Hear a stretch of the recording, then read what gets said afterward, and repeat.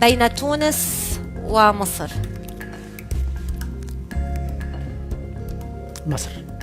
مصر. إذا تونس تودع كأس العرب من الدور النصف النهائي، ومصر تتأهل للمشهد الختامي. الآن بين منتخب بلادك والمنتخب العراقي، شو رأيك بالمدرب الجديد الأسترالي أرنولد جراهام؟ أنت معمول يكون للعراق مدرب وطني أو ربما عربي أو أجنبي؟ والله أنا دائما يعني ما أفضل يعني المدرب المحلي، لكن بعض المرات كتكون هناك ظروف على أساس أنه تجنب المدرب المحلي، باعتبار أنه تكون الظرفية صعبة وما تكونش هناك إجماع. حتى بعض المرات يعني تقبل اللاعبين المحليين بعض المرات كيفضلوا أنهم يكونوا مدرب ربما أجنبي أو لا بعيد. لكن أنا أدور الظروف اللي كيمر بها المنتخب العراقي يحتاج فقط للتأهل حتى يستعيد القوة ديالته، لأنه بس هي التمنيات. أنا بدي توقعات كابتن. شوف بين العراق والمغرب. لا أكيد المغرب لأنه أكثر استقرارا. وما ننساوش على أنه في واحد النقطة جدا مهمة، أنه العراق هو اللي خلى نفسه هو اللي ورط نفسه في هذه الورطة، لأنه انهزم من فلسطين في التصفيات، تعادل مع الكويت في البصرة، وبالتالي أظن الأوراق كلها بيده.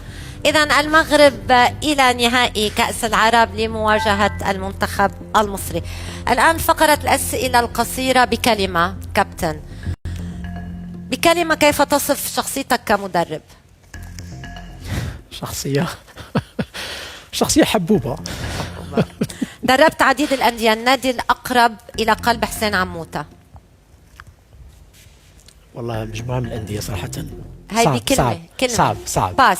الوداد أم السد؟ من ترك بصمة أكبر في مسيرتك الرياضية؟ السد.